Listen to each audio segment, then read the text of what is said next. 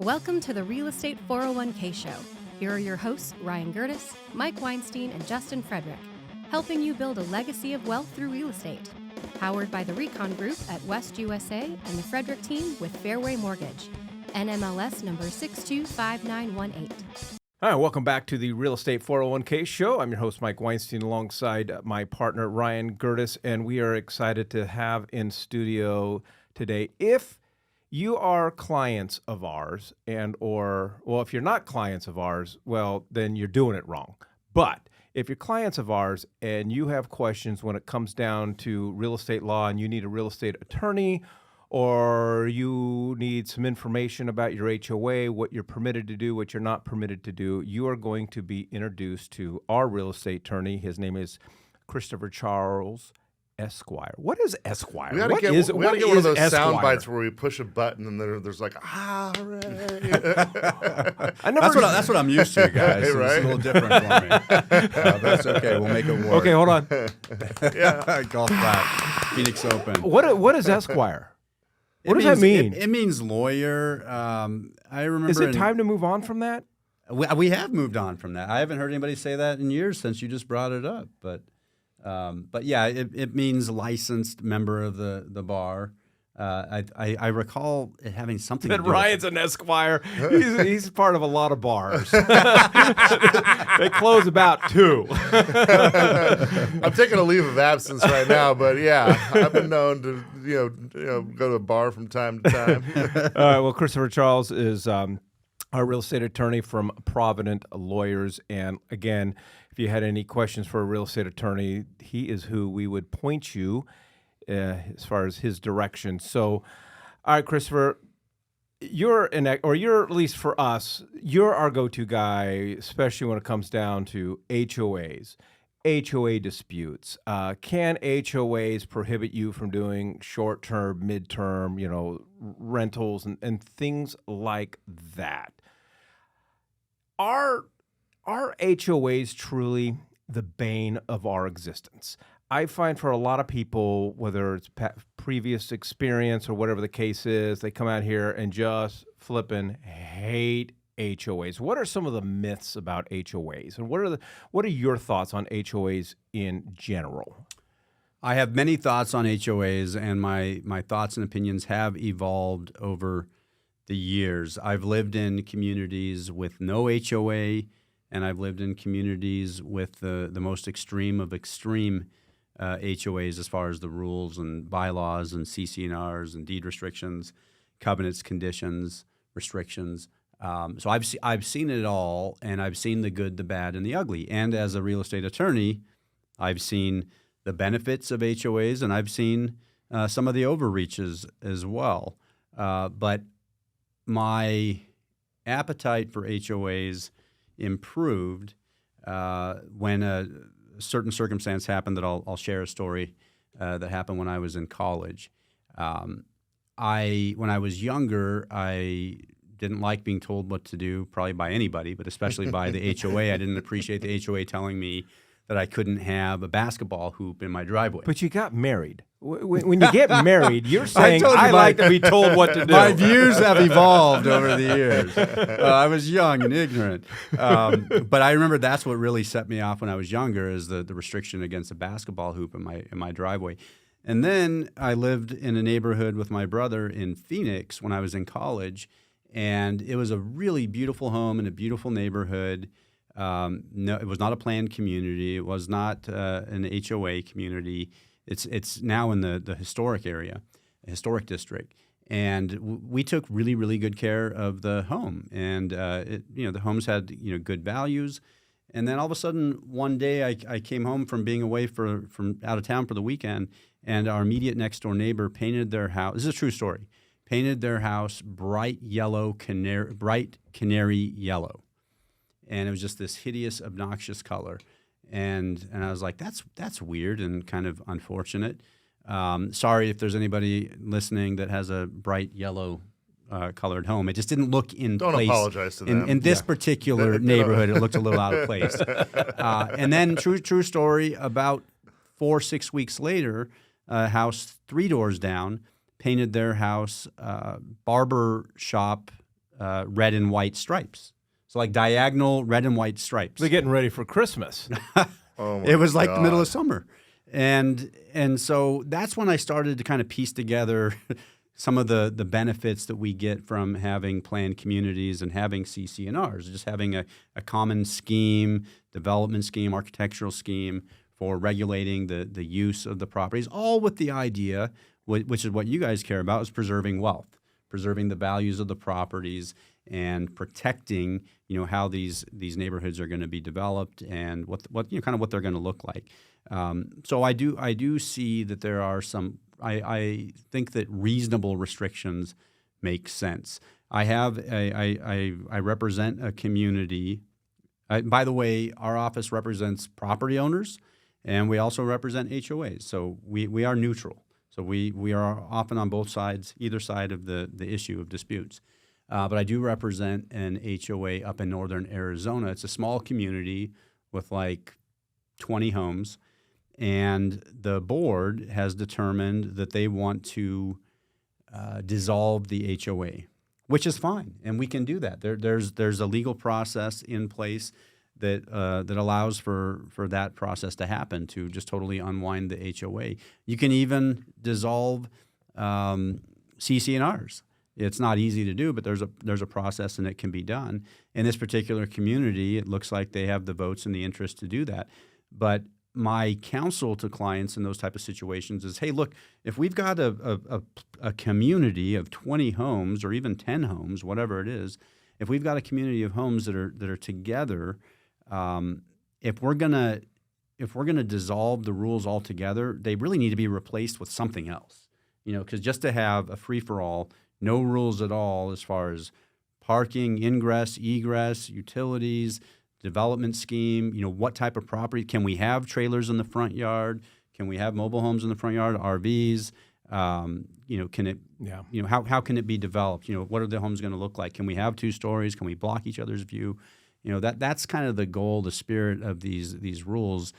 When I say HOA, I think a lot of people are just referring generally to the concept of planned communities and CC&Rs. The HOA is just the enforcement arm of the CC&Rs. And it really just comes down to who's running it. And before It does. And before I let Ryan jump in, I just wanted to follow up with one more question, because a lot of people get mad at HOAs. They take offense at them enforcing rules and so forth. And I think for people, the tendency is, oh, okay, the HOA sent me a letter, I've got to do this or I've got to do that, and I'm going to get mad and I'm going to ignore them. How much teeth typically does an HOA have to enforce the CC&Rs, to enforce the rules, and how bad can it get if you just simply put your fingers in your ear and go, la, la, la, la, I can't hear you, I'm ignoring the citation?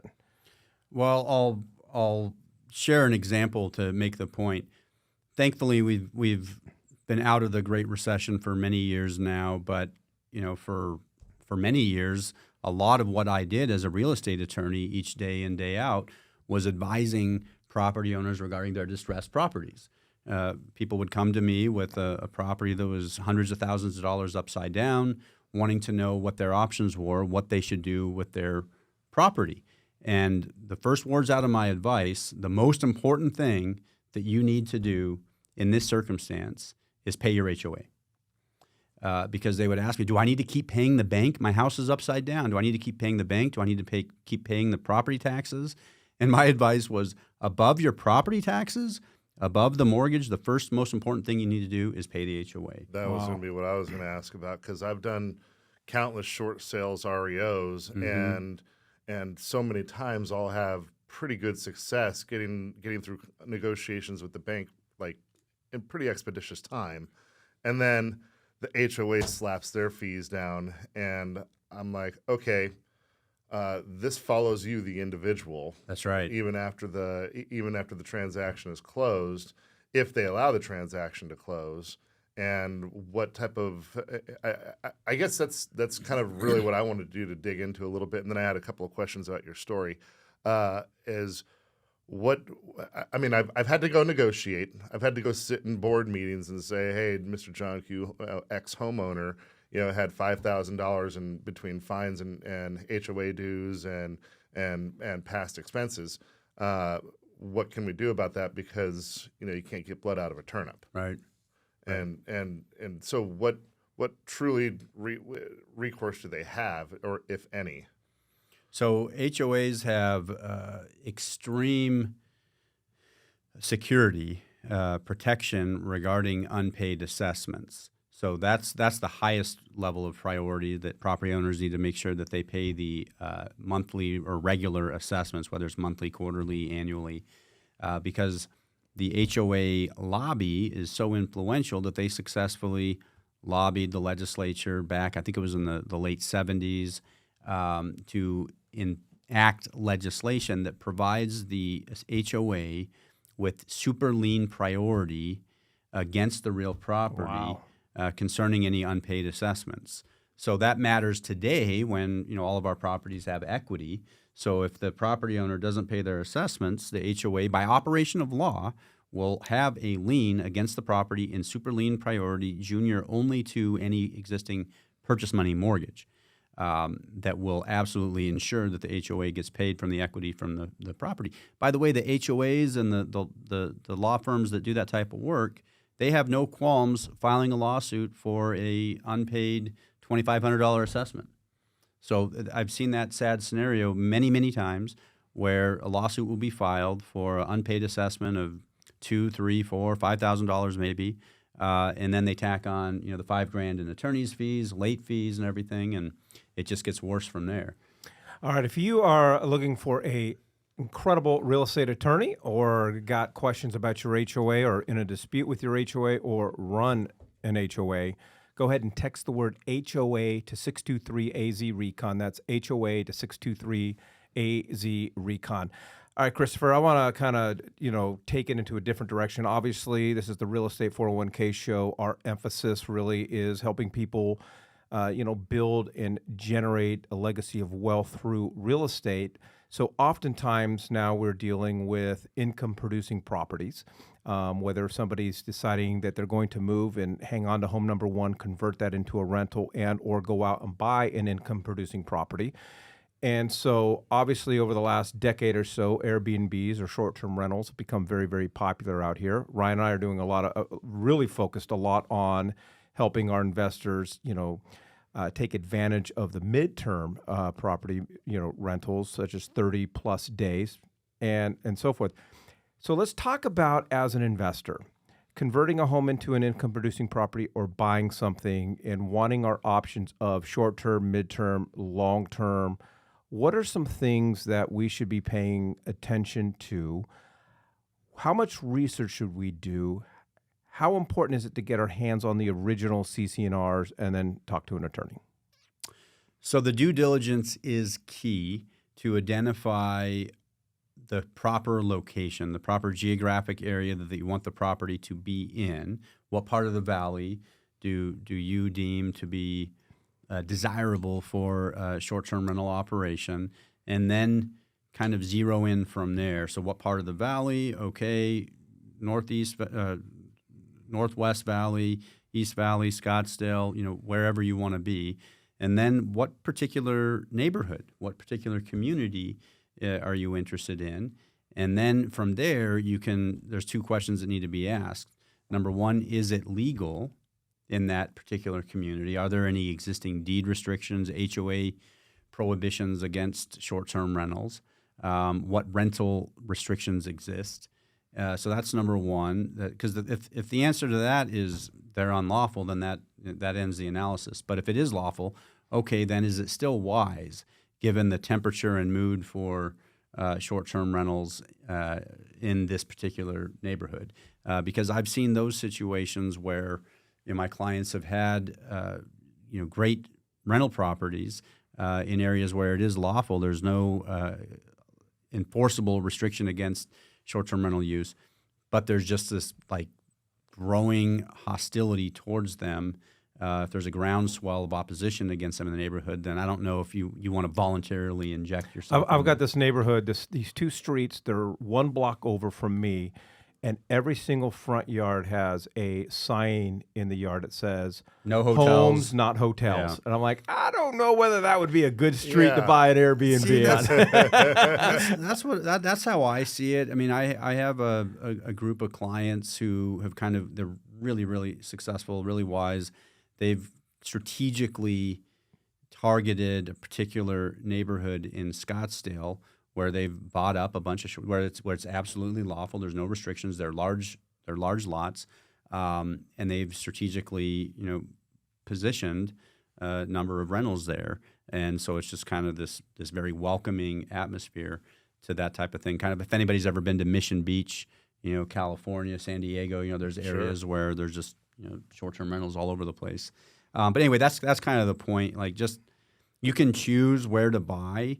And so I wouldn't recommend voluntarily purchasing a property where there's going to be just open hostility. All right. If you are looking for a great real estate attorney or have questions about your HOA or the CC&Rs of a community that you're thinking about buying in, go ahead and text the word HOA to 623-AZ-RECON. That's HOA to 623-AZ-RECON. So, I have a number of things running around in my head. First off, I think any good attorney worth their salt can defend either side. So I really liked that you defend both the public and HOAs. So let's go back to your first story, canary yellow home, and then your other neighbor with the peppermint, paint on the, or the, what did you call it, the barbershop. Was it at least scratch and sniff paint? At the very least. I didn't want to get too close. Yeah. Can we all agree that that's pretty flagrant, right? For any HOA, they're not going to typically allow color schemes like that, and people feel like that it's going to compromise the value of the neighborhood. Can we agree on that? Well, I think the neighbors, it would be common sense. HOA would just come down to what's in the CC&Rs. Well, but yeah, I generally agree with you. speaking, most HOAs, they're going to have certain color schemes, Correct. and architectural, Okay. Yep. Correct. right? So that being said, they clearly violated those terms and conditions. Right. Defend the people that painted their houses canary yellow. If they did that in Desert Ridge or some planned community, pick out any one of them where that there's where there's color scheme violations. Give me the 20-second defense. Well, I was talking to Mike this morning about this recent Supreme Court case that just came out last week regarding property rights in Arizona, and the Supreme Court spent half the opinion talking about the Declaration of Independence and Arizona's Constitution and explaining how private property rights are fundamental to citizenship in America. So I think that would probably be the strongest argument that the property owner would have, is that this is their private property right, guaranteed to them by the Constitution, and the HOA is unconstitutionally infringing on their lawfully given rights. Damn, you brought it back to the basics, didn't you? America.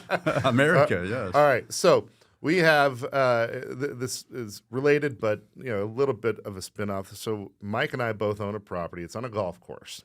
The property is in an HOA, and they've decided that they are going to. We are now leveraging council without having to pay for it right now because I know, he's on man. the podcast. This I know, is great. right? Let me get my book. The golf course runs independently of the HOA, so one has nothing to do with the other. The golf course decided that they wanted to get their grass extra green next to our property. And the sprinklers has washed away all the paint on our wall facing the golf course. HOA came over to us and said, hey, you need to paint your wall. The second time. Multiple times. You need to come over here and paint your wall. It's unsightly. You're breaking the rules. And then they tried to slap us with a fine. What's the protocol? My mind wandered when you were saying that, because I really got frightened for a second, and I thought you were going to say the golf course decided that a highest and best use of the land was going to be to put more homes there. Yeah, that's happened too. Because there's a lot of talks about Arizona being over-golfed, having too many golf courses. Glen Lakes, El Caro, both did it. So that has happened, and so that would create an entirely different legal issue if that was the case. And they're smart. It used to be the developer would own everything. Right. But now they've got separate entities that arguably gives them the ability to do that.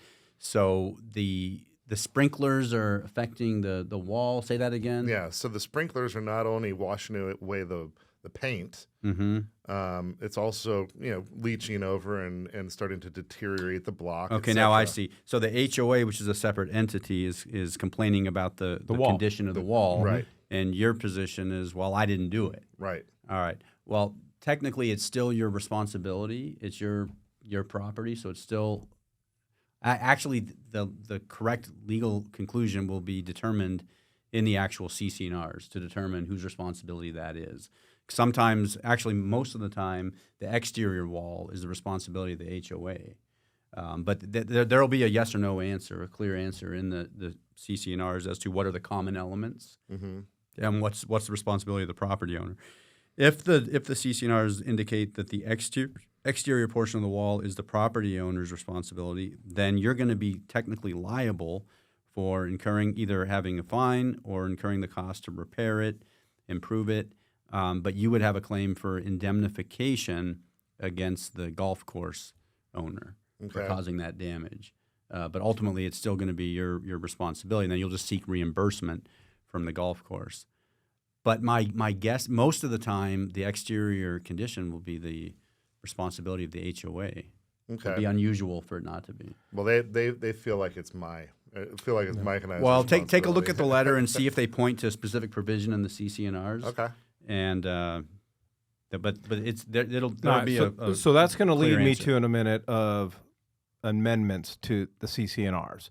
So, but real quickly, we want to encourage you, if you need a real estate attorney, have questions about your HOA, have a dispute, go ahead and text the word HOA to 623-AZ-RECON. That's HOA to 623-AZ-RECON. It's just important to note, because this was a good reminder, Ryan and I, we just sold a property to an investor of ours, has CC&Rs, but no HOA. So I think it's important for people to understand, just because there's no HOA does not necessarily mean there's no CC&Rs, and it's not necessarily a free-for-all. But last year we saw the Arizona Supreme Court hand down a ruling because what we've experienced as investors, property owners, residents inside HOAs, we've seen for the last 10 years, HOAs keep amending their bylaws. So one moment you can have a short-term property inside this community, and then next thing you know, the bylaws are amended, and now the HOA is saying that you can't. And we see a lot of things that the HOAs amend to their bylaws. What does this Arizona Supreme Court ruling mean, and how do we interpret it? Sure. So again, getting back to the kind of the Declaration of Independence, the Constitution, one of the things that we hold dear in our country is this idea of due process, that we have fundamental fairness of the laws and our property rights, our entitlements, those type of things. And when a property owner purchases property in an HOA, they are doing that voluntarily with eyes wide open, with every opportunity to review all of the existing deed restrictions. So when you work with good, competent brokers like Mike and Ryan, they're going to advise you of all of the issues that come up on the title report, especially any existing CC&Rs if there's an HOA. And so then the buyer has an opportunity to carefully read through the CC&Rs to decide if they want to live in that neighborhood. I have people contact, hire me all the time. It's usually people from out of state because they're used to working with lawyers. Usually people in state, they know that they can trust Mike and Ryan to advise them on this. But I have clients pretty regularly contact me and say, hey, they're under contract to buy a property, and they want me to advise them on the existing CC&Rs. So I'll review them. I'll call out any areas of concern and meet with them and tell them, hey, this is what you need to be aware of. And are you okay with this? Because you are obliging yourself to comply with these terms and conditions if you buy in this neighborhood. You don't have to buy here. You could buy somewhere else. But, it's due process. It's fair that you would be bound by these terms and conditions if you buy here. But what we're talking about is the existing documents that exist when they close on the purchase, okay? So what is troubling to fundamental fairness to our Supreme Court and Court of Appeals is a circumstance where a buyer purchases a property in a community, and then 1 month later, 2 months later, 5 months later, the HOA changes the set of rules that they're playing by, that they record a new amendment that now changes their property rights. And so pursuant to the Callaway case, came out a little over a year ago. I don't know, maybe it was 2 years ago now, Mike. It's been a while, yeah. I think it's been 2 years, 2 years Time's in been March. flying, man. Pursuant to Callaway now, they've curbed that. The Supreme Court has curbed how and when HOA amendments can be lawfully amended. And basically, my interpretation, my kind of simpleton way of explaining the rule is that pursuant to Callaway, CC&Rs can be amended to modify existing restrictions that were set forth in the CC&Rs, but they cannot be amended to impose brand new restrictions. For example, if applying this to short-term rentals, because that's what we were talking about, if the original set of CC&Rs had no restriction at all on rentals, which that's, in my experience, that's probably over 95% of CC&Rs. Say virtually either nothing or virtually nothing about rentals. Okay, it just wasn't contemplated in the CC&Rs. So if the original set of CC&Rs says nothing about rentals, can the CC&Rs be amended now to impose this brand new restriction prohibiting short-term rentals? Pursuant to the Supreme Court and our Court of Appeals, the answer to that is no. And that is made clear from the Oak Creek Canyon Association case that just came out a few months ago in late 2023. So the Oak Creek case up by Sedona, there's a community there, answered that question, specifically in regard to short-term rentals. If there was no prohibition on rentals, can there be a new amendment restricting short-term rentals? No, it's just not fair. All right. If you have questions about your HOA, if you're an investor and need the CC&Rs reviewed so you can determine what you can and what you can't do, all you got to do is text the word HOA to 623-AZ-RECON. This is our attorney, Christopher Charles, with Provident Lawyers. Again, to reach him, all you got to do is text the word HOA to 623-AZ-RECON. Thank you for joining us on the Real Estate 401k Show.